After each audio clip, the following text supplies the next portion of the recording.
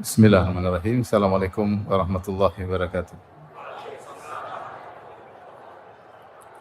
Alhamdulillahi ala ihsani wa syukru lahu ala taufiqihi wa amtinanih. Asyhadu an la ilaha illallah wahdahu la syarika lahu ta'ziman li sya'nih wa asyhadu anna Muhammadan abduhu wa rasuluhu da'i ila ridwanih. Allahumma salli alaihi wa ala alihi wa ashabihi wa ikhwanih. Hadirin dan hadirat yang dirahmati oleh Allah Subhanahu wa taala, pada kesempatan yang berbahagia ini kita akan membahas tentang ciri-ciri suami yang saleh ya. Ciri-ciri suami yang saleh ya. Kita mau bahas dua-dua ciri-ciri suami yang saleh dan ciri-ciri wanita saleha. Mungkin terlalu panjang ya, karena banyak suami juga yang butuh jadi suami saleh.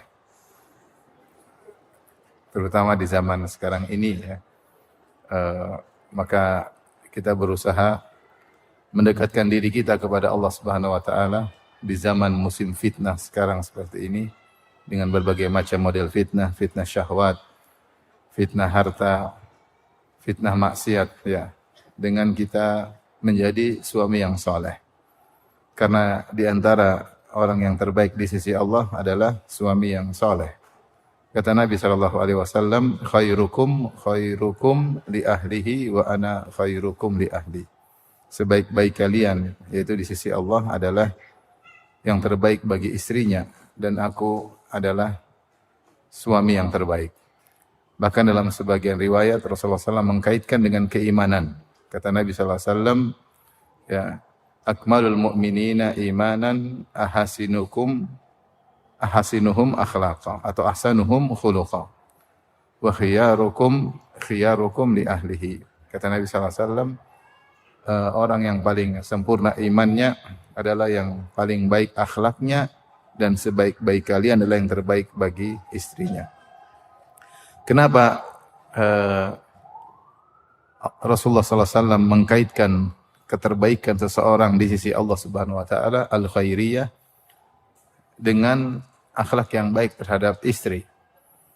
Sebagian ulama menjelaskan karena akhlak lelaki sesungguhnya diketahui ketika bermuamalah dengan istrinya. Kalau akhlak seorang di luar, bertemu dengan temannya, dengan bosnya, dengan koleganya, maka seorang bisa bersandiwara, bisa berdrama, karena pertemuan dengan mereka tidak butuh waktu yang lama. Tetapi seorang tidak mungkin bersandiwara dengan istrinya sampai bertahun-tahun, apalagi puluhan tahun. Maka hakikat seseorang diketahui dengan bagaimana akhlaknya terhadap istrinya. Makanya seperti dikatakan bahwasanya as-safaru yusfir. Safar itu disebut dengan safar karena dia yusfir, dia mengungkapkan. Karena orang yang bersafar ketahuan bagaimana akhlaknya yang sesungguhnya. Jika kita bersafar dengan seorang, apalagi sampai berhari-hari, sampai berminggu-minggu, kita tahu bagaimana akhlak yang sesungguhnya, bagaimana ibadahnya, bagaimana pelit atau dermawannya, egois atau tidak, ya, perhatian untuk diri sendiri atau perhatian sama rombongan, itu semua ketahuan ketika apa? Safar. Terlebih lagi safar zaman dahulu yang di bawah terik matahari, kemudian melewati padang pasir dengan banyak kesulitan, ya. Maka saya katakan demikian juga dalam hidup rumah tangga, maka akhlak sejati seseorang, baik suami ataupun istri, tidak mungkin tersembunyikan, pasti ketahuan. Adapun seorang lelaki berakhlak mulia dengan temannya, mudah. Kita berakhlak mulia dengan ustadz kita, dengan murid kita, dengan kawan kita, kita bermanis muka, kita bercanda. Mudah karena kita berinteraksi dengan dia tidak lama. Mungkin berapa jam kemudian kita berpisah. Ya, mungkin belum tentu juga ketemu dengan dia setiap hari. Tapi kalau istri, disitulah nampak akhlak sejati kita sebagai suami. Makanya jika ternyata seorang lelaki baik sama istrinya, berarti dia adalah laki-laki yang benar-benar berakhlak mulia. Karena itulah akhlaknya yang hakiki. Ini sebab pertama kenapa Rasulullah SAW mengkaitkan keterbaikan seseorang dengan akhlaknya terhadap istrinya. Sebab yang kedua, kalau kita berakhlak mulia dengan orang lain, biasanya orang yang tersebut mungkin setara dengan kita atau mungkin di atas kita, sehingga kita mau tidak mau bermanis muka dengannya, berakhlak baik dengan dia. Tapi istri adalah makhluk yang lemah. Makhluk yang lemah. Makhluk yang lemah. Sehingga seorang kalau mau zalim terhadap istri, mudah begini. Kita zalim sama teman, kita nggak berani. Apalagi zalim sama bos. Tapi orang terkadang akhlaknya buruk sama pembantunya, sama supirnya, sama pegawainya. Karena di bawah. Karena di bawah. Ya. Istri sama. Dia posisinya lemah. Dia wanita. Kalau apalagi kedua orang tuanya sudah meninggal dunia. Apalagi jauh dari kerabatnya. Maka jika seorang laki zalim kepada dia tidak bisa berbuat apa-apa. Makanya seorang laki yang bisa berakhlak mulia sama istrinya, bertahan lama hidup dengan istrinya dengan akhlak yang mulia, sabar dengan kekurangan dan kelemahan istrinya, maka ini seorang yang sangat hebat. Pantas bagi dia untuk meraih keterbaikan di sisi Allah. Dan sungguh benar, shadaqa Rasulullah sallallahu alaihi wasallam, sungguh benar Rasulullah SAW ketika beliau bersabda, khairukum li ahlihi. Sebaik-baiknya yang terbaik bagi istrinya. Maka saya harap para hadirin merenungkan akan hal ini, bahwasanya di antara cara kita untuk meraih keterbaikan di sisi Allah adalah menjadi suami yang terbaik. Ya. Benar, cari pahala banyak. Sekarang cari pahala misalnya dengan bersedekah, kemudian membantu anak yatim, kemudian mungkin membantu orang kesusahan, mungkin umrah, mungkin haji, itu semua ladang pahala. Tapi ada ladang pahala dalam rumah, yaitu bersabar menghadapi istri, menjadi suami yang soleh, ya, berusaha payah untuk menjadi suami yang soleh di dalam rumah, akhlak mulia kepada istri dan akhlak mulia kepada anak-anak. Sebagian orang susah-susah cari pahala, ngurus anak yatim, ngurus janda orang, istrinya sendiri tidak dia urusin. Murah senyum, tapi murah senyum sama istri orang, sama istri sendiri tidak murah senyum. Oh, problem seperti itu. Kita mencari pahala atau tidak? Kalau mencari pahala, sabar dengan apa? Istri. Sabar dengan istri. Lihatlah bagaimana para sahabat dahulu begitu mulianya mereka. Sampai istri-istri mereka bangga dengan suami-suami mereka. Lihatlah Ummu Salamah radhiyallahu ta'ala anha. Ketika suaminya Abu Salamah meninggal dunia, maka dia ketika mengucapkan doa terkena musibah, dia sampai ragu-ragu mengucapkannya. Karena doa terkena musibah, Allah ma'jurni fi musibati hadza wa khuluf li khairan minha. Dia berdoa, ya Allah, berilah aku pahala dalam musibahku ini, yaitu wafatnya suamiku. Tapi ketika dia mau berdoa, berilah ganti yang lebih baik, maka dia terdiam sejenak. Dalam benaknya dia berpikir, man khairun min Abi Salamah. Siapa yang lebih baik dari suamiku Abu Salamah. Sehingga dia tidak mengucapkan, mau berdoa, ya Allah berikanlah aku ganti yang lebih baik. Dia tidak sempat mengucapkannya. Akhirnya karena ini sunnah Nabi SAW, akhirnya dia pun berdoa dengan doa tersebut. Dia mengucapkan, wa khuluf li khairan minha. Berilah aku ganti yang lebih baik. Dan ternyata Allah kabulkan. Allah gantikan dengan suami yang lebih baik, yaitu Nabi Muhammad SAW. Tetapi lihat kata Ummu Salamah, man khairun min Abi Salamah. Siapa yang lebih baik dari suamiku Abu Salamah. Bahkan ketika Nabi SAW melamar Ummu Salamah, dalam sejarah kita baca, dalam sirah, Ummu Salamah mengajukan keberatan. Ketika Nabi SAW melamarnya, dia mengajukan beberapa argumentasi agar Nabi tidak menikahinya. Ya. Dia mengatakan, wahai Rasulullah, saya sudah tua, yang pertama. Yang kedua, anak saya banyak. Yang ketiga, saya wanita pencemburu. Dia sebutkan 3 argumentasi. Semua ini syubhat. Maka Nabi bantah seluruhnya. Nabi mengatakan, kau sudah tua, saya lebih tua dari engkau. Kau punya anak-anak banyak, saya yang ngurus anak-anakmu. Adapun kau pencemburu, maka aku berdoa agar Allah menghilangkan kecemburuan dari dirimu. Subhanallah, akhirnya Nabi menikah dengan Ummu Salamah. Ini menunjukkan bagaimana keterikatan hatinya kepada suaminya Abu Salamah radhiyallahu taala anhu. Nah, ini yang kita inginkan. Ya. Istri-istri kita kalau ditanya tentang kita, Mbak, suaminya gimana? Masya Allah. Siapa yang lebih baik dari suamiku? Masya Allah. Kita pinginnya begitu, pinginnya. Kenyataannya wallahu alam. Lihatlah Ummu Darda radhiyallahu taala anha.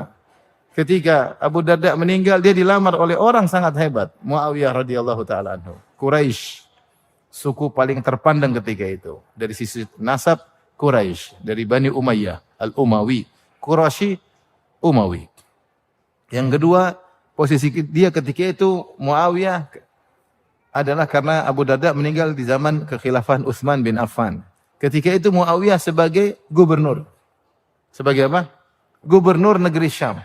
Amir Syam. Gubernur negeri Syam. Yang ngelamar orang kaya raya dari Quraisy. Tetapi apa kata Abu Darda? La uridu li Abi Darda badilan. Saya tidak mau mendapatkan ganti dari Abu Darda di akhirat kelak. Karena Rasulullah SAW bersabda, al-mar'atu li akhiri azwajiha di dunia. Bahwasanya wanita itu bersama dengan suami yang terakhir di dunia. Dan saya tidak ingin Muawiyah menggantikan posisi suami saya Abu Darda. Abu Darda miskin. Orang biasa. Kenapa? Karena begitu cintanya Ummu Darda kepada Abu Darda. Padahal Ummu Darda ketika wafatnya Abu Darda, dia masih sangat muda. Dia masih sangat muda, mungkin umur 20-an. Mungkin. Artinya dia masih muda, mungkin masih ingin punya hasrat, mungkin masih ingin bersuami, tapi enggak ada. Saya enggak mau suami saya diganti di surga, enggak. Yang ngelamar Muawiyah, top. Tidak mau. Akhirnya Muawiyah kirim surat kepada Ummu Darda, "Alaiki bisiyam," hendaknya kau berpuasa. Kenapa? Karena Ummu Darda masih sangat apa? Muda. Bisa saja dia hasratnya bergejolak, maka Muawiyah dengan nasihatnya hendaknya engkau berpuasa.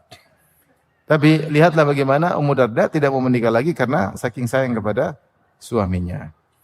Jadi ikhwan sekalian, bapak-bapak yang di hadapan saya ini, sebelah kanan, sebelah kiri. Kalau sampai istri antum ditanya sama orang, bagaimana suami anti? Terus dia bilang, man khairun min zauji. Siapa yang lebih baik dari suamiku? InsyaAllah antum penghuni surga, insyaAllah. Ya. Kalau istri bilang, Masya Allah suamiku, stop. Siapa yang lebih baik dari suamiku? Insya Allah antum penghuni surga. Tapi kalau istri ditanya, bagaimana suami anti? Masya Allah, amit-amit. Nah, ini agak repot. Ini agak repot. Jadi kita ini hidup sekarang di zaman, saya bilang, zaman fitnah terlalu banyak. Maksud saya ajak berpikir bapak-bapak sekalian. Fitnah di luar banyak sekali. Fitnah syahwat, fitnah dunia, fitnah harta, fitnah politik, fitnah banyak sekali. Cari pahala di rumah. Bagaimana caranya? Jadi suami yang soleh. Berusaha menyenangkan istri, berusaha ngurusin anak-anak, keperluan rumah tangga dipenuhi, privasi diperhatikan. Ya. Kata Nabi SAW, alaika bi khasati amrik. Hendaknya kau sibuk dengan privasi dirimu. Jangan kita terlalu sibuk keluar sana, keluar kemari. Sementara ladang pahala di rumah sendiri tidak kita perhatikan. Maka dari sini, penting bagi kita untuk mempelajari sifat-sifat suami yang soleh. Secara umum, apa itu seorang yang soleh? Seorang soleh dikatakan soleh jika dia memenuhi hak Allah Subhanahu Wa Taala dan hak manusia. Hak manusia. Seperti ketika Allah menyebutkan tentang wanita soleha dalam Al-Quran, fasalihatu qanitatun hafizatun lil ghaibi bima hafizallah. Kata Allah, wanita-wanita soleha itu adalah wanita-wanita yang qanitat, itu taat kepada Allah, suka beribadah kepada Allah. Kemudian hafizatun lil ghaib, menjaga hak suami ketika suami tidak di rumah. Ini istri soleha. Sehingga seorang wanita dikatakan soleha jika dia menggabungkan dua hal ini. Dia menjaga hak-hak Allah dengan beribadah kepada Allah, dan dia menjaga hak suami. Bahkan Allah sebutkan ketika suaminya tidak ada di rumah, dia tetap menjaga hak suaminya. Apalagi kalau suaminya di rumah. Maka demikian pula kalau dikatakan siapa lelaki soleh? Siapa tuh lelaki yang soleh? Lelaki yang soleh itu lelaki yang bertakwa kepada Allah, hubungannya dengan Allah Subhanahu Wa Taala baik, dan dia menunaikan hak-hak orang-orang yang harus dia tunaikan haknya. Seperti hak orang tuanya, hak anak istrinya, hak tetangganya, hak kakak adiknya. Nah, kita ini di sekeliling kita banyak orang-orang yang mereka punya hak untuk kita tunaikan. Maka kalau kita mau dikatakan orang soleh di sisi Allah Subhanahu Wa Taala, jangan kita hanya perhatikan hubungan kita dengan Allah Subhanahu Wa Taala, tapi kita juga hendaknya perhatian bagaimana orang-orang tersebut, sudahkah kita tunaikan hak mereka, hak orang tua, hak kakak adik, hak tetangga, yang terutama adalah hak anak dan istri. Apalagi tadi sudah ditegaskan oleh Nabi SAW, khairukum li ahlihi, sebaik-baik kalian yang terbaik bagi istrinya. Baik, ikhwan dan akhwat yang rahmati Allah Subhanahu wa taala, maka pada kesempatan ini kita akan menyebutkan beberapa poin-poin atau sifat-sifat yang hendaknya kita perhatikan bersama agar kita bisa menjadi suami yang saleh, suami yang saleh ya. Yang pertama tentunya berakhlak mulia ya, berakhlak mulia terhadap istri. Allah Subhanahu wa taala berfirman, wa ashiruhunna bil ma'ruf. Pergaulilah istri kalian dengan al ma'ruf. Ma'ruf itu apa? Ma'ruf adalah sesuatu yang baik menurut tradisi kalian. Pergaulilah mereka dengan yang baik ya. Sesuai dengan tradisi masyarakat, suami baik seperti apa? Ya. Allah tidak beri batasan tertentu. Allah tidak mengatakan harus beri nafkah sekian, harus belikan mobil ini, harus sediakan rumah model sekian. Enggak. Allah mengatakan pergaulilah mereka dengan cara yang ma'ruf. Yes. Suami yang ma'ruf, suami yang model seperti kamu ini dikatakan baik sebagaimana pandangan masyarakat. Kita tahu namanya kebaikan banyak. Ya. Murah senyum sama istri adalah kebaikan. Tidak pelit sama istri adalah apa?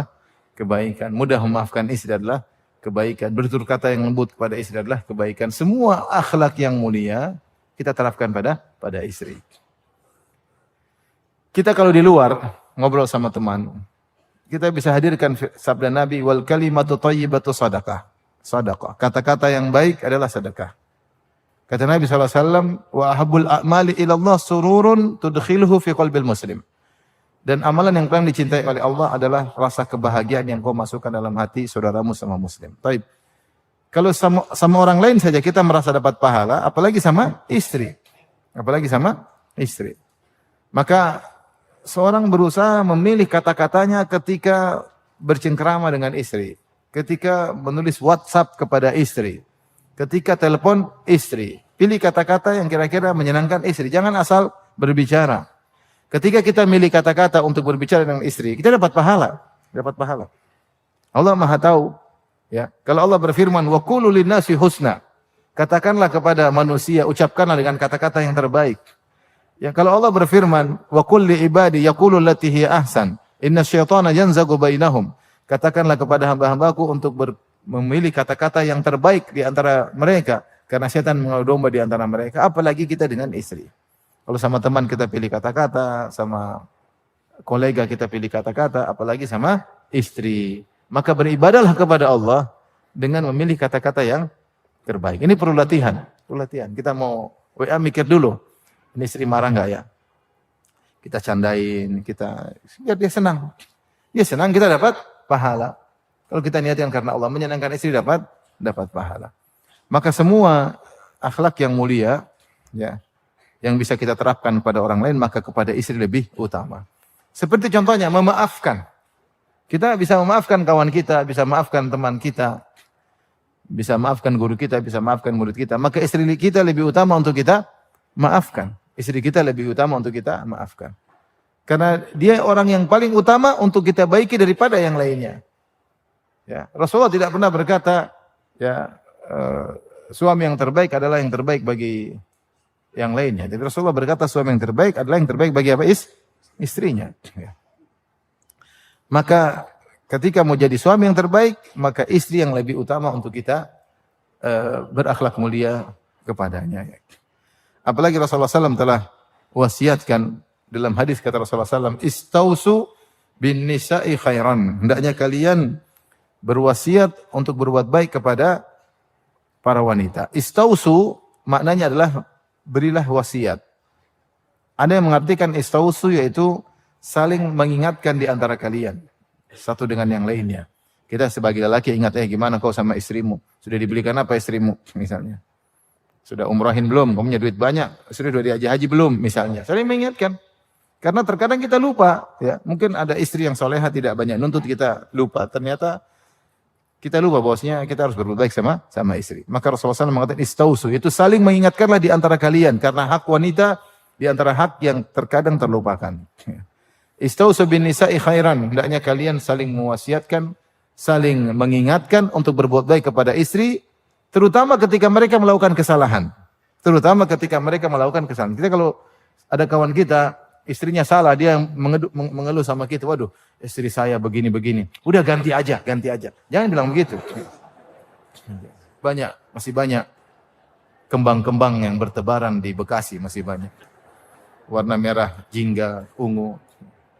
Sementara kambing-kambing seperti antum jarang. Kambing di antara kembang-kembang. Jangan, kita bilang sabar. Karena Rasulullah yang nyuruh untuk kita menyabarkan kawan kita ketika istrinya melakukan kesalahan. Rasulullah SAW bersabda, "Istausu bin nisa'i khairan fa innal mar'ata khuliqat min dhila." Saling menasihatilah di antara kalian untuk berbuat baik kepada wanita karena wanita diciptakan dari tulang rusuk. Hawa diciptakan dari tulang rusuk apa? Adam. Dan sumber penciptaan mempengaruhi akhlak.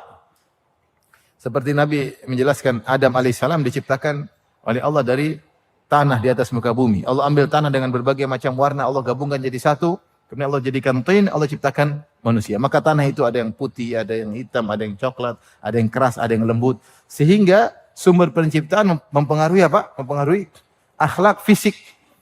Nah, ketika Rasulullah menjelaskan bahwasanya wanita tercipta dari tulang rusuk, ada tujuannya.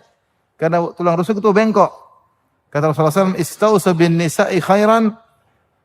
Saling menasihatilah kalian untuk berbuat baik kepada istri. Fa innal mar'ata khuliqat min dhila. Karena wanita tercipta dari tulang rusuk yang bengkok. Wa inna a'waja syai'in fi dhila a'lahu. Dan yang paling bengkok dari tulang rusuk yang paling atas. Tulang rusuk kan begini, semakin ke bawah semakin tidak bengkok, semakin ke atas semakin apa? Bengkok. Sebagian ulama mengatakan bengkok itu adalah lisannya ya. Alhamdulillah bukan otaknya, lisannya. Sebenarnya mengatakan yang paling bengkok di antara wanita itu apa? Lisannya. Dalam hadis yang lain kata Rasulullah SAW, fa innal mar'ata lan tastaqima ala tariqah. Sehingga wanita itu tidak akan selalu pada satu model. Dia macam kadang begini, kadang begitu, kadang begini, kadang begitu. Demikianlah wanita. Maka Rasulullah SAW ketika menyebutkan wanita tercipta dari tulang rusuk yang bengkok, supaya apa? Supaya kalian memberi uzur kepada wanita. Demikianlah wanita. Kalau kalian punya istri gagah perkasa, enggak pernah salah, tegar, enggak pernah mewek, enggak pernah cengeng, jangan-jangan bencong itu operasi plastik. Jangan-jangan laki-laki operasi plastik. Wanita pasti ngambek ada, manja ada, nangis ada, nuntut ini, biasa wanita, mudah perasa, mudah nangis, tersinggung, curiga. Itulah wanita. Coba antum cek istri antum wanita bukan? Kalau wanita pasti begitu. Karena Rasulullah SAW mengatakan, fa innal mar'ata khuliqat min dhila. Wanita tercipta dari tulang rusuk. Dan yang paling bengkok adalah bagian atas. Wastausu bin nisa'i khairan. Sampai Rasulullah SAW ulangi lagi, ya, bersaling menasihatilah kalian dalam berbuat baik kepada wanita. Dalam hadis yang lain kata Rasulullah SAW, fattaqullaha fin nisa'. Bertakwalah kalian kepada Allah dalam bermuamalah kepada para wanita. Fa innakum akhadhtumuhunna bi amanatillah wastahlaltum furujahunna bi kalimatillah. Ingat, kalian telah mengambil para wanita dengan amanah dari Allah. Jadi istri-istri itu amanah. Ya. Dalam riwayat yang lain Nabi mengatakan fa innahunna awanin indakum. Sungguhnya para wanita itu awanin, itu tawanan di rumah kalian. Kalian mau gampar, kalian mau KDRT, kalian bentak-bentak. Sebagian wanita dibentak-bentak sama suaminya, dia diam-diam aja. Dia tidak mau cerita sama ibunya, dia malu. Dia tidak mau cerita sama bapaknya, dia malu. Dia tidak mau cerita sama kakak adiknya, dia malu. Sehingga dia seperti tawanan dalam rumah. Maka Nabi ingatkan, fattaqullaha fin nisa, bertakwalah kepada kalian dalam bermuamalah kepada wanita. Bahkan sebagian ulama menyebutkan, bisa jadi istri bisa zalim kepada suami dan suami bisa zalim kepada istri. Namun dari satu sisi, kezaliman suami kepada istri bisa jadi lebih besar daripada kezaliman istri kepada suami. Kalau istri zalim sama suami mudah, tinggal dicerai, tinggal ganti, gampang. Tapi kalau suami berbuat zalim sama istri tidak bisa berkutik, tidak berbuat apa-apa. Apalagi dia sudah tua. Kalau dia minta cerai, jadi janda tua, repot juga. Repot. Sama anak-anak bagaimana, serba salah. Dia bertahan dengan seperti itu. Jadi terkadang suami yang zalim kepada istri lebih besar dosanya. Lebih besar dosanya dari sebagian sisi. Oleh karenanya, ingatlah bahwasanya istri kita adalah makhluk yang lemah. Kita beri uzur padanya ya. Ingat, ini pembahasan kita untuk laki-laki ya. Nanti bantahan terhadap ibu-ibu ada pembahasannya sendiri ya. Jadi antum jangan terlalu bersedih. Ini buat laki-laki, menyenangkan ibu-ibu. Ada saatnya kita habisi ibu-ibu. Saya lelaki, jangan khawatir. Ada. Sekarang ini kita sedang nyenangin mereka ya. Ada saatnya nanti kita bantah mereka. Ada saat. Tenang aja. Baik. Jadi secara umum suami yang saleh adalah suami yang berakhlak mulia kepada istrinya. Kalau dia berakhlak sama orang lain baik, maka kepada istrinya lebih utama. Kalau dia berbuat baik sama orang, dia merasa dapat pahala, dia ramah tamah sama orang, dia lemah lembut kepada tetangga, dia bisa menjamu kawannya dengan baik, dia bisa mengeluarkan uang bantu temannya, maka sama istrinya lebih utama. Lebih utama dan pahalanya lebih besar. Tapi sifat yang kedua, suami yang soleh adalah memenuhi hasrat istrinya. Memenuhi hasrat istrinya. Wanita seperti lelaki. Lelaki punya hasrat, wanita juga punya hasrat. Sebagaimana lelaki butuh untuk menundukkan pandangan, dan wanita juga butuh untuk menundukkan pandangan. Meskipun secara umum hasrat lelaki lebih bergejolak daripada hasrat wanita ya. Tetapi ketika wanita punya hasrat, maka hendaknya seorang laki berusaha memenuhi kebutuhan hasrat istrinya ya. Dan tidak boleh seorang karena tersibukkan dengan ibadah sehingga lupa dengan istrinya. Sebagaimana dalam hadis dalam Sahih Bukhari, kisah Salman Al-Farisi dan Abu Darda ya. Hadis yang masyhur yang saya pernah jelaskan dalam syarah hadis tersendiri, di mana Abu Darda karena saking sibuk beribadah, dia lupa terhadap istrinya. Siang dia berpuasa, malam dia sholat malam. Siang berpuasa, malam sholat malam. Terus kapan mau berhubungan sama istrinya? Bahkan dia sholat malam, startnya sudah mulai sejak sepertiga malam pertama, dia sudah mulai sholat malam. Makanya ketika Salman Al-Farisi datang ke rumah Abu Darda, dia mendapati Ummu Darda mutabadzilah, yaitu pakai pakaian yang kurang baik. Ya, bukan seperti wanita yang sedang menanti kedatangan suaminya. Maka Salman berkata, "Masya'nuki, kenapa? Ada apa gerangan kau seperti itu?" Kemudian kata Ummu Darda, "Akhuka Abu Darda laisa lahu hajatun ila dunya." Suamimu, saudaramu Abu Darda tidak ada punya keperluan terhadap dunia. Artinya dia tidak perlu saya. Maka Salman pun akhirnya tidur di rumah Abu Darda, dan kemudian Salman mengerti ternyata Abu Darda tidak sempat bermesraan dengan istrinya. Kenapa? Pagi atau siang puasa, malam sholat malam. Akhirnya Salman Al-Farisi menasihati Abu Darda dengan berkata, "Inna li rabbika 'alaika haqqan wa li nafsika 'alaika haqqan wa li jasadika 'alaika haqqan wa li zawrika 'alaika haqqan wa li ahlika 'alaika haqqan fa'ati kulla dzi haqqin haqqah." Wahai Abu Darda, sungguhnya Allah punya hak yang harus kau tunaikan. Itu silakan kau puasa, silakan kau salat malam. Tapi ingat, wa li jasadika 'alaika haqqan, jasadmu juga punya hak untuk istirahat.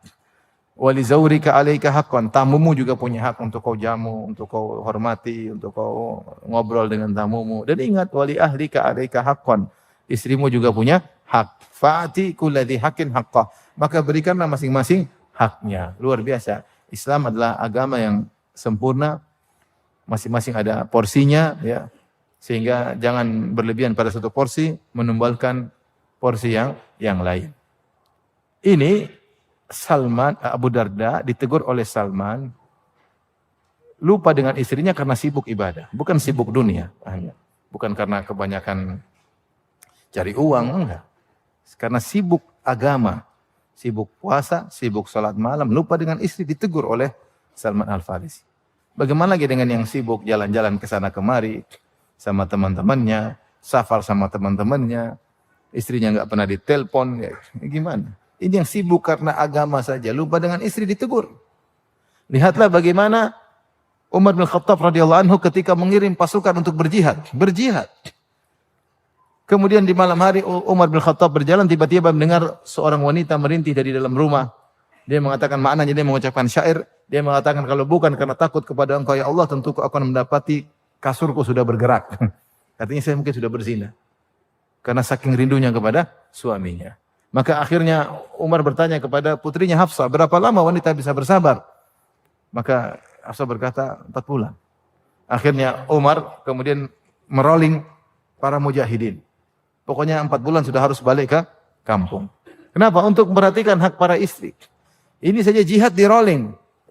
Ini sibuk bukan sibuk jihad, bukan sibuk agama, bukan sibuk puasa sunnah. Ini sibuk kadang duniawi ya. Main sana, main sini, keasikan sama teman-teman, lupa sama istri, nggak pernah telepon sama istri. Saya diceritain sama Syekh Abdul Razak, rahimahullah ta'ala. Syekh bin Bas rahimahullah, beliau istri lebih dari 1. Beliau kalau tiba suatu tempat, beliau langsung telepon istrinya. Saya lagi di sini, bagaimana kabarnya? Kemudian telepon istri berikutnya lagi. Gimana? Kalau antum kan 1 aja telepon, enggak usah 2. Syekh bin Bas telepon istri pertamanya, telepon istri keduanya, telepon istri ketiganya. Artinya dia ingin menyertakan istrinya dalam kegiatannya, bahwasanya biar istrinya tenang. Sebagian wanita ingin tahu kita di mana, ya tidak? Kita ingin tahu kita di mana. Sebelum dia tanya kita kasih tahu lagi di sini, lagi di sini, lagi di sini. Syekh bin Bas istrinya tidak ada yang curiga sama dia. Apalagi kalau antum dicurigai. Maka segera kasih laporan sebelum dicurigai. Yang tidak dicurigai dia kasih laporan pada istrinya sebagai bentuk perhatian sama keluarga. Ya, Syekh bin Bas bukan orang rahimahullah, orang sibuk. Itu pun dia sempatkan waktu untuk telepon istrinya, kasih tahu di mana posisinya. Maka di antara ciri suami yang saleh adalah mesra terhadap istrinya. Ya. Juga memenuhi hasrat istrinya. Bukan suami aja yang berhak untuk dipenuhi hasratnya, wanita juga perlu dipenuhi hasratnya untuk menundukkan pandangannya. Apalagi zaman sekarang, zaman fitnah, zaman medsos, zaman macam-macam, berita sana sini, tontonan yang tidak-tidak. Maka perlu seorang suami dekat dengan istrinya sehingga istrinya merasa disayang oleh suaminya. Baik. Berikutnya, di antara ciri suami yang saleh adalah memenuhi nafkah kepada istrinya. Ya. Tentunya nafkah lahir, ada nafkah batin. Nafkah batin tadi sudah kita sebutkan. Memenuhi istri berhak untuk kita mesrai, istri berhak untuk kita senyumin, untuk kita candain, untuk kita gauli. Itu hak istri. Ya. Di antara cerita yang pernah saya alami ya, ketika saya hajian saya ketemu dengan seorang laki dan wanita haji bareng-bareng. Tapi suaminya ini sibuk dakwah terus. Sehingga istrinya tidak diperhatikan. Istrinya kurang diperhatikan. Sampai istrinya mengeluh kepada saya, "Ustaz, nasihati suami saya dong." Kenapa? Suami saya jarang mendatangi saya, Ustaz. Berbulan-bulan tidak datangi saya. Dan itu terus rutinitas dia. Saya bilang sama suami, "Saya rindu sama kamu, Mas." Sampaikan sama suami. "Sudah, Ustaz. Saya sudah sampaikan, saya rindu sama kamu." Terus apa kata suami? Suamiku bilang, "Kamu itu sabar. Dulu Nabi Ibrahim meninggalkan Hajar 27 tahun. Kamu baru 4 bulan udah."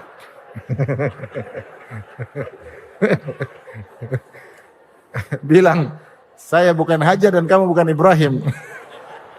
Saya Juminten, kamu Paimin, tahu nggak?" Jadi sebagian orang terkadang pakai dalil tidak pada tempatnya. Ibrahim meninggalkan Hajar karena perintah Allah Subhanahu wa taala. Ini dan istri juga rindu, dia juga butuh sentuhan, dia juga butuh obrolan dan yang lain. Jadi nafkah batin juga harus dipenuhi. Dan wanita kalau kita kasih perhatian, dia butuh perhatian daripada sekedar duniawi, maksudnya emas apa segala. Dia juga butuh, cuma perhatian lebih utama untuk dia butuhkan. Ketika dia merasa disayang oleh suami, merasa tentram, dia sudah bahagia. Tapi yang berikutnya nafkah lahir. Nafkah lahir apa? Sandang, pangan apa? Papan. Suami yang soleh tentunya dia memenuhi kewajibannya sebagai seorang suami, memenuhi nafkah sandang, pangan, papan. Dan dalam hal ini juga tidak ada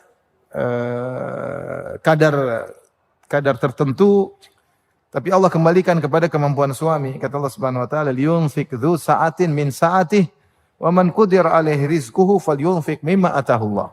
Seorang diberi kelapangan hendaknya dia mengeluarkan membelanjakan dengan kelapangannya. Wa man qudira alaihi rizquhu, siapa yang mungkin kekayaannya sempit atau hartanya sedikit, falyunfiq mimma atahullah, maka dia berinfak sesuai dengan kemampuannya. Maksud saya, jika seorang suami diberi kelebihan oleh Allah, maka jangan dia pelit sama istrinya.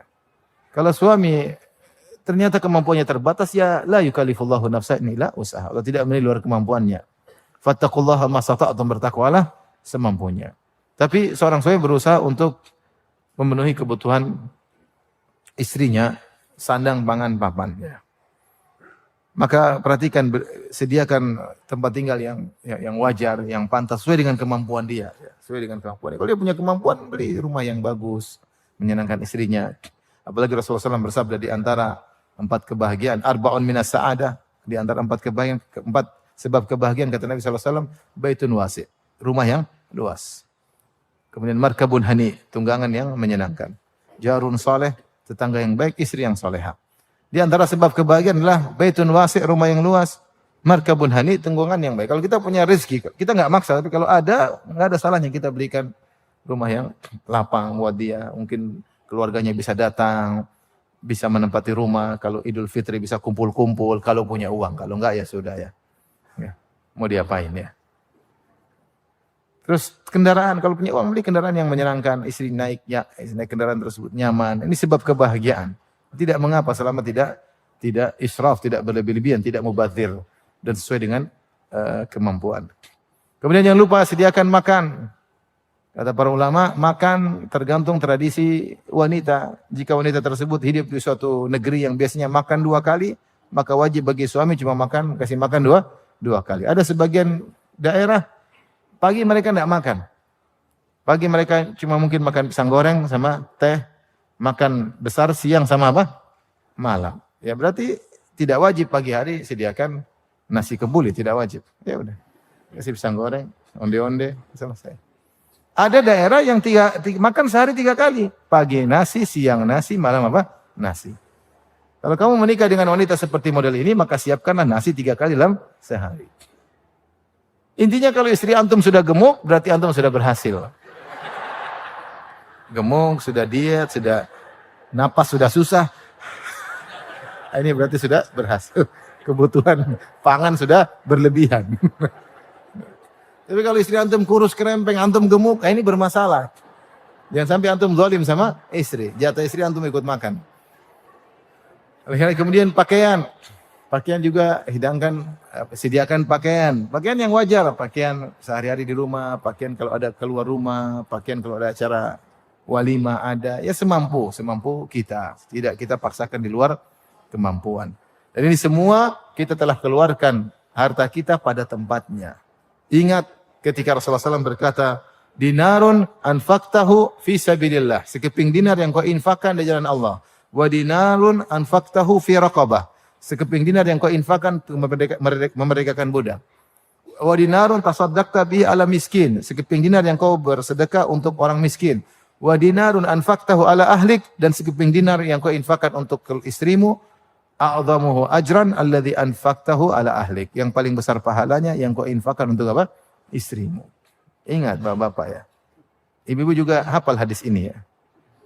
Untuk ingatkan Bapak-bapak. Jadi uang yang dikeluarkan untuk keluarga selama tidak mubadzir, tidak berlebih-lebihan, bukan hidup foya-foya. Selama itu kebutuhan anak istri, maka itu pahalanya lebih besar. Syariat begitu memperhatikan keluarga, kenyamanan keluarga, kemudian harmoninya keluarga itu penting, karena di keluarga yang harmonis akan muncul bibit-bibit yang unggul. Anak-anak akan terdidik dengan baik. Suami bisa menjaga diri, istri bisa menjaga diri. Maka syariat memang beri perhatian sama keluarga. Perhatian sama keluarga itu penting karena berpahala. Dan ini kalau ribut suami istri, kasihan anak-anak jadi tumbal. Pendidikan mereka tidak baik, terkadang psikologi mereka juga buruk gara-gara hubungan suami istri yang tidak baik. Oleh karenanya tidak mengapa kita keluarkan uang kita untuk anak istri selama dalam koridor tidak boros dan bukan untuk sombong-sombongan. Menyenangkan mereka maka dapat pahala. Karena dinar yang kita infakkan untuk anak istri kita lebih besar pahalanya daripada kita berikan kepada orang miskin. Daripada kita berikan kepada yang lainnya. Baik. Jadi ini perlu kita perhatikan sehingga ketika kita berinfak kita tidak merasa tidak pelit. Kata Nabi sallallahu alaihi wasallam, "Idza anfaqa ar-rajulu ala ahlihi nafaqatan wa huwa yahtasibuha fa huwa sadaqah lahu." Kata Nabi sallallahu alaihi wasallam, jika seorang lelaki menginfakkan hartanya untuk keluarganya, yahtasibuha, dan dia berharap dapat pahala, maka itu menjadi sedekah, bernilai sedekah. Bahkan kaidah menyatakan bahwasanya ibadah yang wajib lebih afdal dari ibadah yang sunnah. Paham? Salat wajib pahalanya lebih besar daripada salat sunnah. Kalau kita dengar hadis, rakaatul fajri khairum minad dunya wa ma fiha. 2 rakaat sebelum subuh itu pahalanya lebih baik daripada dunia dan seisinya. Itu baru 2 rakaat sebelum subuh. Bagaimana lagi salat subuhnya? Bagaimana salat subuhnya? Kalau kita merasa berpahala ketika kita bersedekah kepada fakir miskin anak yatim, maka zakat yang kita keluarkan itu pahalanya lebih besar. Makanya saya sering bilang sama kawan-kawan, antum kalau bayar zakat, jangan merasa seperti bayar pajak. Enggak. Zakat itu ibadah yang sangat agung, lebih afdal, lebih besar pahalanya daripada sedekah-sedekah yang biasa. Karena dia termasuk rukun Islam. Maka bayarlah zakat dengan jiwa yang senang, dengan jiwa yang bahagia. Hitung dengan baik, keluarkan dengan senang, karena pahalanya jauh lebih besar daripada sedekah biasa. Demikian juga ketika kita berinfak kepada anak istri kita, infak wajib. Kita infak sama anak istri, hukumnya apa? Wajib. Kepada fakir miskin, kepada anak yatim, kepada para janda, hukumnya apa? Sunnah. Jangan kau merasa dapat pahala kalau infak sama janda, sama istri kurang. Enggak. Sama istri lebih besar daripada janda. Dua-duanya kita kasih, tapi kalau punya duit maksudnya. Tapi istri lebih utama. Maksud saya hadirkan dalam diri, saya keluarkan uang ini pahala. Jangan istri sakit, kamu marah-marah. Sakit lagi, ngabis-ngabisin duit. Lah, yang mau sakit juga siapa? Nah kalau kita infak buat bayar dokter istri, kita dapat pahala. Ini infak yang sungguhnya. Seakan-akan kamu lagi bantu orang sedang mau mati, kau bantu.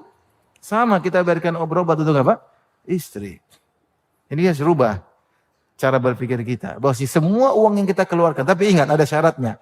Wa huwa yahtasibuha. Harus kita berharap pahala di balik itu semua. Kita kasih tapi kita jadikan, ya Allah, saya berharap pahala dengan apa? Mengeluarkan nafkah buat anak istri. Jadi harapan saya, kita suami jangan pelit sama istri. Jangan pelit tapi juga jangan boros, biasa-biasa aja ya. Tapi ketika kita keluarkan uang untuk anak istri, kita merasa sedang beribadah kepada Allah Subhanahu wa taala. Bahkan ini ibadah wajib. Pahalanya lebih besar daripada kalau kita infak kepada fakir miskin, kepada anak yatim, kepada para janda. Lebih besar pahala kalau kita berinfak untuk anak istri. Kemudian juga di antara akhlak yang mulia adalah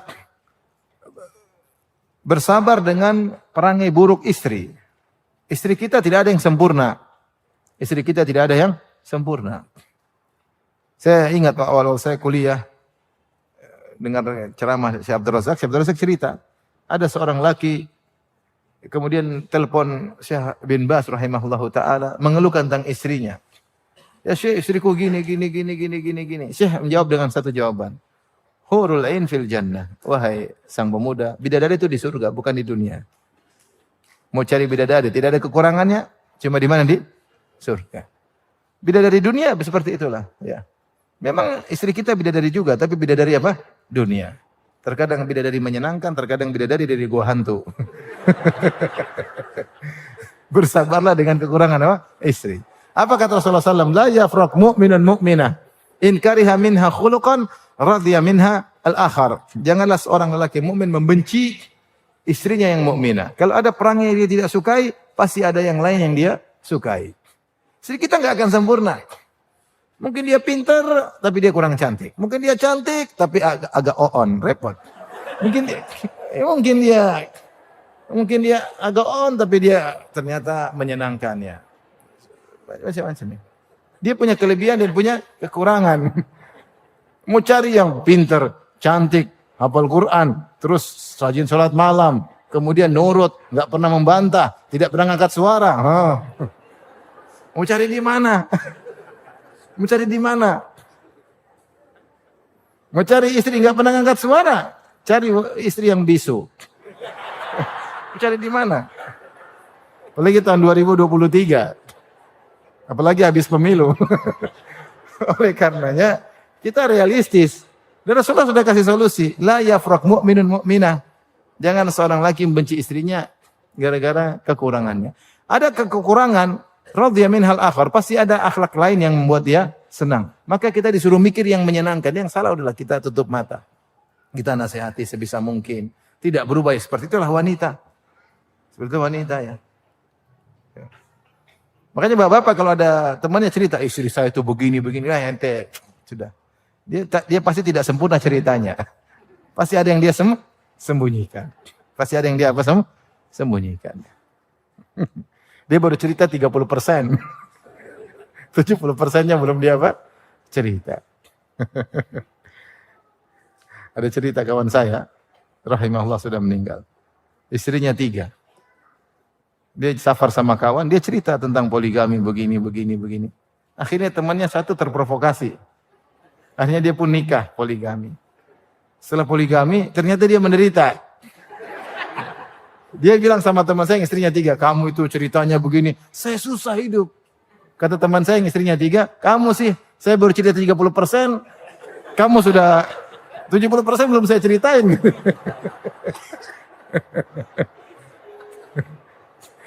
Jadi kalau ada cerita istri saya gini, semua istri pasti punya kekurangan. Tidak ada istri sempurna. Istri sempurna cuma di surga. Kapan muncul Khadijah lagi? Khadijah di zaman Nabi sudah hampir nggak ada. Yang ada Khadijah Bekasi, Khadijah. Kalau Khadijah Bekasi masih ada. Khadijah Cikarang, Khadijah Makassar. Tapi kalau Khadijah seperti Khadijah Rasulullah SAW ini hampir-hampir mustahil. Mungkin ada, tapi apa aja? Jarang. Oleh karena kita menilai dari sisi keumuman. Keumuman wanita tidak ada yang sempurna. Mungkin ada sempurna 1-2. Rata-rata tidak sempurna. Maka kalau ada yang tidak menyenangkan diri kita pikir dari sisi yang lain. Dia punya kelebihan. Dia melayani saya, dia pintar melayani, dia pintar membantu saya, macam-macam lah. Maka jangan kita benci gara-gara kita mikir kesalahannya tersebut. Anggap saja kesalahan dia masih banyak kebaikannya. Itulah cara memandang yang adil yang diajarkan oleh Nabi Shallallahu Alaihi Wasallam. Kekurangannya anggap saja itu sudah salah satu warna-warni dalam kehidupan. Tidak bisa hilang ya sudah. Saya sudah bilang belum istri saya gitu ya sudah. Itu anggap saja itu roda kehidupannya seperti itu. Seperti ada orang bilang gini, Ustadz, di Jakarta, aduh Ustadz macet terus macet. Ya. Ada solusi enggak? Enggak ada Ustaz. Ya sudah, itu berarti bukan problem. Itu lika-liku kehidupan. Yang ada yang namanya problem itu kalau ada solusinya. Kalau tidak ada solusinya, itu namanya bukan problematika, itu namanya lika-liku apa?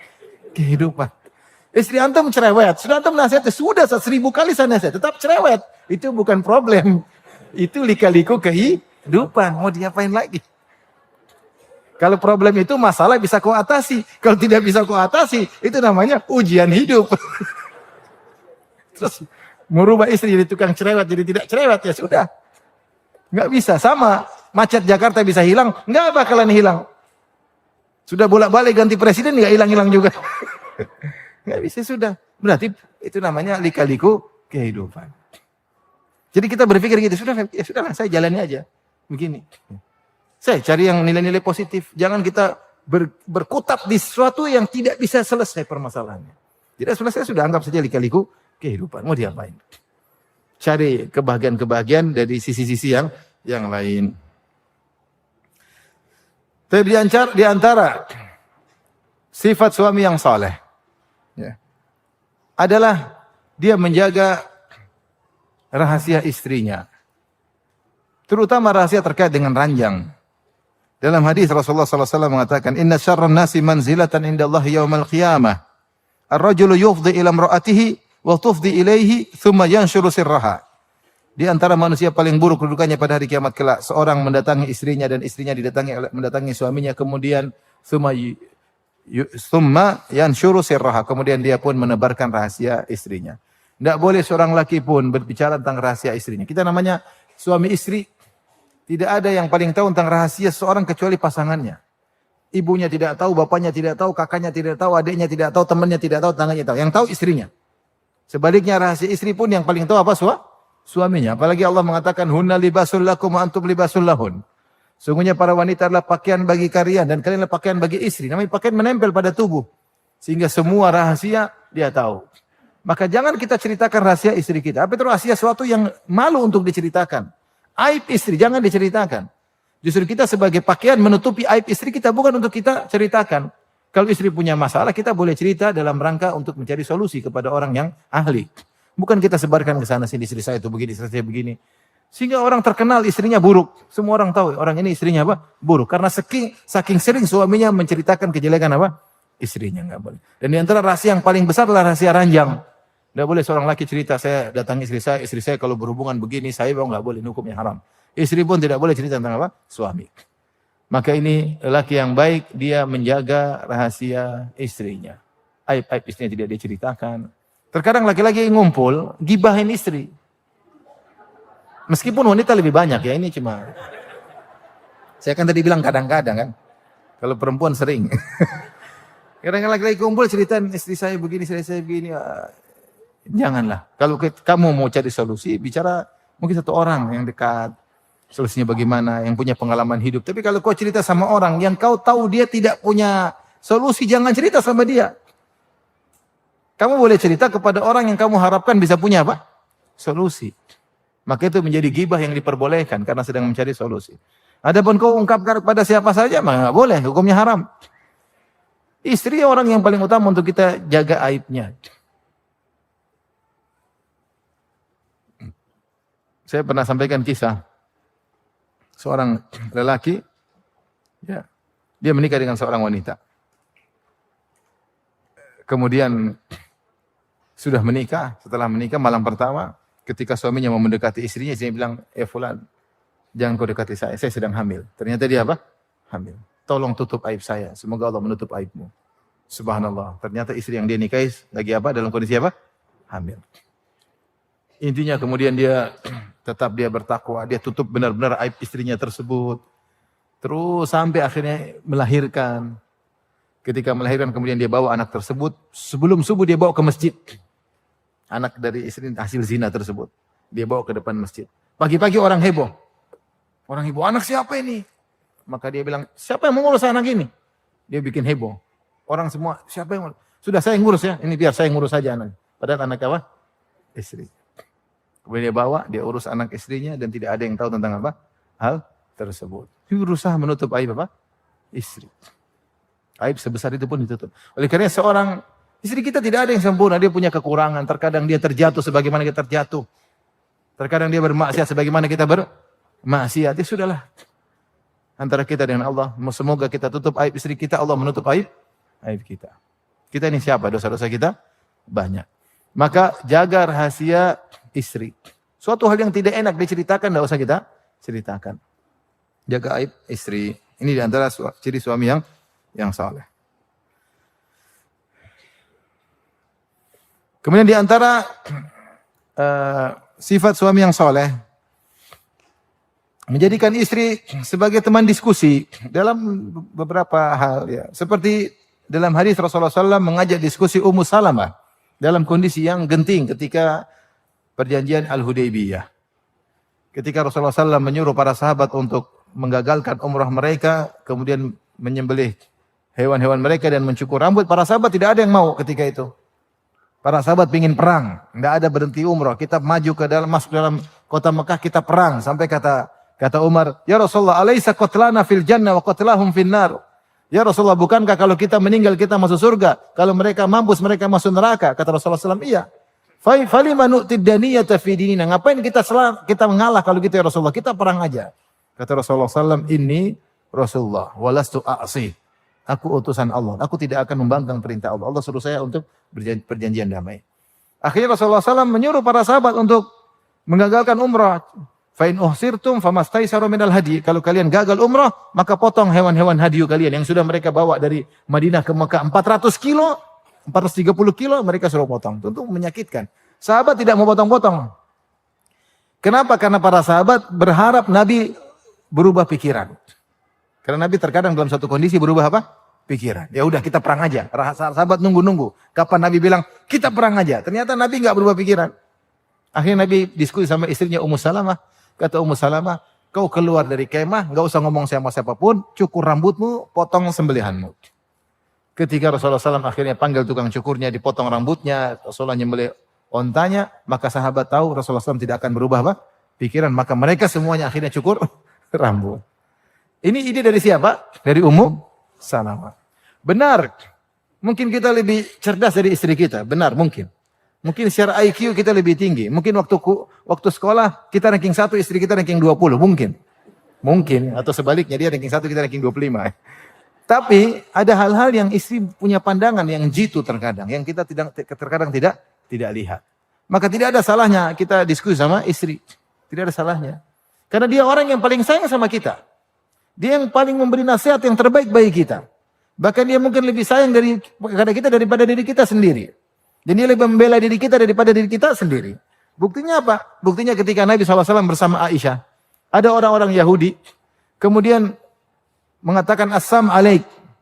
Salam, lamnya dihilangin. Jadi assam alaik ini mampus kau Muhammad. Maknanya demikian.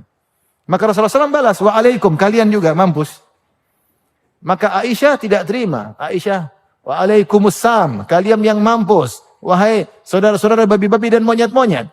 Terlaknat oleh Allah Subhanahu wa taala, yang dimurkai oleh Allah. Oh, Aisyah kasih gelaran banyak sama Yahudi. Rasulullah tegur. Ya Aisyah, alaiki birrifq, lembut. Kata Aisyah, tidak kau dengar apa yang mereka ucapkan? Saya dengar. Dan saya sudah jawab, alaikum. Maksud saya, Aisyah lebih semangat membela suaminya daripada suaminya sendiri. Jadi wanita kalau dia ngobrol sama kita, dia sangat sayang sama kita, dia akan berikan nasihat yang terbaik yang dia mampu. Ya, mungkin kalau orang kasih nasihat sama kita, dia ada pertimbangan nih, pertimbangan kemaslahatan dia. Terkadang cara ini ada yang kemaslahatan dia, maka dia mendepankan kemaslahatan dirinya, kemaslahatan diri. Kalau istri enggak, dia untuk suami. Oleh karenanya dalam hal-hal tertentu kita terkadang butuh diskusi sama istri. Enggak ada masalah. Tidak semua permasalahan ya. Tidak semua permasalahan. Ada permasalahan kita perlu diskusi sama istri. Tidak ada masalah. Istri mungkin punya masukan, boleh kita dengar. Kita terima enggak terima urusan belakangan ya. Kita boleh pertimbangkan. Tapi menurut kamu bagaimana? Mungkin dikasih masukan. Sebagaimana Nabi SAW minta masukan dari Ummu Salamah radhiyallahu taala anha. Taib. Di antara sifat suami yang soleh adalah membantu kegiatan istrinya di rumah, ya. Jika ada kesempatan untuk membantunya, ya. Tentu tidak semua urusan istri kita kerjakan, ya. Kata Aisyah radhiyallahu taala anha, kana yakunu fi mihnati ahlihi, fa idza hadaratis salat kharaja ila salat. Adalah Rasulullah SAW membantu kegiatan istrinya. Jika tiba waktu salat, maka beliau pun pergi untuk salat. Jadi tidak mengapa seorang laki terkadang bantu, kalau istrinya lagi masak mungkin ambilin garam, boleh. Ya. Bukan ikut ngoseng-ngoseng, enggak. Itu istri yang ahli ya. Terkadang pegang anak sebentar, mau ini silakan. Ya. Terkadang cebok anak ikut bantu cebok anak, oke. Jangan kita merasa pekerjaan rendah-rendah. Ini kita ikut sunnah siapa? Nabi SAW. Kenapa kita tawaduk di hadapan istri? Nggak ada masalah. Tidak ada masalah. Itu sunnah Nabi SAW. Ya. Maka seorang laki kalau ada sempat waktu, maka dia bantu istrinya. Itu ciri-ciri suami yang soleh ya. Sambil tetap tidak meninggalkan ketaatan kepada Allah. Makanya Nabi SAW ketika membantu istrinya, tiba adzan dia tinggalkan semuanya karena dia harus memenuhi panggilan Allah Subhanahu wa taala. Baik. Masih ada waktu? Masih ada waktu, sudah selesai? Masih ada. Baik, kita lanjutkan. Di antara ciri-ciri suami yang soleh, saya bacakan secara cepat ya. Suami yang soleh adalah suami yang mandiri dalam menjalani kehidupan rumah tangganya. Tidak bergantung dan tidak bertumbuh kepada kedua orang tuanya, apalagi kepada kawannya. Suami yang soleh, suami yang bisa mengambil keputusan dalam mengidarah, dalam memanage rumah tangganya. Maka seorang berusaha untuk istiqlal, untuk mandiri ketika ngurusi rumah tangganya. Dia boleh diskusi, tapi jangan dia diatur, diintervensi oleh keluarganya. Suami yang baik seperti itu. Ya. Demikianlah sunnah yang dikerjakan oleh para sahabat, masing-masing menjalani rumah tangga mereka apa? Masing-masing. Dari luar hanyalah masukan, bukan intervensi. Kapan kita selalu tergantung pada keputusan bapak, keputusan ibu, keputusan kawan, keputusan adik, kita bukan suami yang baik. Suami yang baik dia punya keputusan sendiri.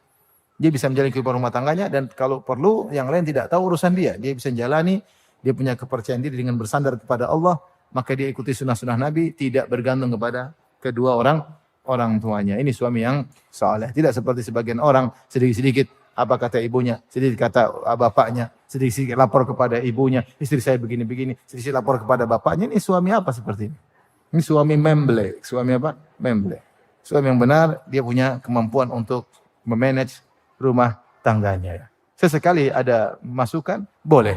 Tapi asalnya dia seorang lelaki yang bisa mengurus rumah tangganya sendiri. Kemudian suami yang saleh adalah suami yang menyempatkan waktu untuk ngobrol dengan istrinya. Istrinya dijadikan sebagai kawan dekatnya, kawan ngobrol. Itulah lelaki yang bahagia. Saya sering sampaikan dalam kajian saya. Lelaki yang bahagia adalah lelaki yang bisa nyaman di rumahnya. Bagaimana dia bisa nyaman dengan rumahnya? Ketika dia menjadikan istrinya sebagai teman ngobrolnya. Rasulullah SAW sebelum tidur ngobrol. Sebagaimana kata Ibnu Abbas radhiyallahu anhuma, bitu inda khalati Maimunata fatahaddatsa Nabi SAW ma ahli sa'atan thumma raqada. Aku menginap di rumah bibiku Maimunah, istri Nabi SAW, dan aku mendengar Rasulullah SAW ngobrol sama istrinya beberapa waktu. Kemudian Rasulullah SAW kemudian tidur. Ada waktu kita ngobrol sama istri, terutama waktu-waktu tadi menjelang tidur. Ngobrol. Semua masing-masing penat. Lelaki pulang dari kerjaan penat, istri juga mungkin capek ngurusin anak. Ada waktunya santai, relax, ngobrol. Jadikanlah istri kita sebagai teman ngobrol, sehingga kalau kita di luar rumah kita ingin cepat pulang. Bukan betah di luar rumah. Lelaki yang betah di luar rumah, itu lelaki yang menderita. Benar. Bapak betah sama teman, maunya sama teman melulu. Di rumah enggak betah, berarti dia menderita. Sekarang kalau pulang ketemu macan di rumah. Ya. Tapi dia di luar rumah. Di rumah pingin pulang. Kapan di rumah pingin apa? Pulang. Berarti dia nyaman dengan istrinya. Nah, bagaimana kita bisa menimbulkan kenyamanan ini dengan kita jadikan istri kita teman apa? Ngobrol, teman ngobrol, asyik, saling menghormati, saling menghargai, bercanda, bercumbu dan yang lainnya. Kemudian di antara ciri suami yang saleh adalah menyemangati istrinya ketika gagal. Istrinya mungkin contoh masak sesuatu ternyata gagal. Kita bilang coba lagi, nanti Abi belikan lagi ikannya. Ternyata gagal lagi.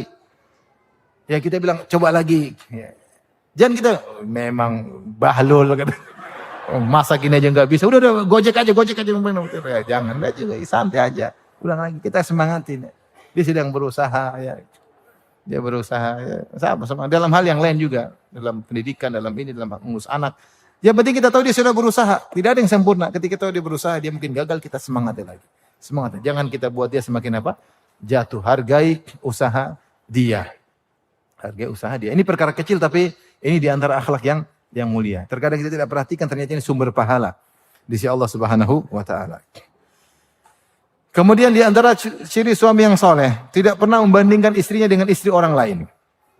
Kamu kok tidak seperti Bu itu, ya. Kamu kok tidak seperti Ummu Fulana, tidak seperti Ummu Fulan, jangan. Di antara hal yang menyakitkan ketika seorang wanita dibandingkan dengan wanita apa? Lain. Kalau kita mau nasihati aja. Kita bilang, sayang, istriku, kamu harusnya begini. Bukan kita bandingkan dengan ya, istri orang lain. Ya. Kalau kita membandingkan, kita bilang contohilah Aisyah, Ummahatul Mukminin, Aisyah, Hafsah, oke. Tapi yang bilang, ikuti dong ibu ini, kasihan. Dia merasa terpukul, maka kita jangan bandingkan istri kita dengan wanita lain. Apalagi kita memuji kecantikan orang wanita lain di hadapan istri kita. Ini haram. Tidak boleh. Kalau kita lihat perempuan cantik, diam aja, telan aja, nggak usah cerita sama istri. Kalau istri kita bilang, Abi, saya sama dia cantikan mana? Nah, kita bilang cantikan kamu lah.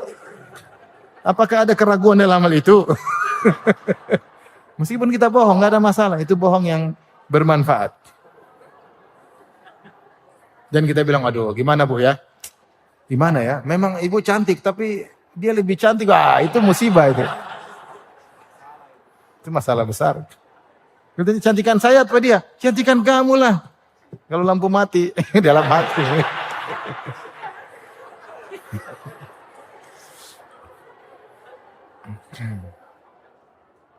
Tapi dan terakhir karena waktu Sudah habis ya.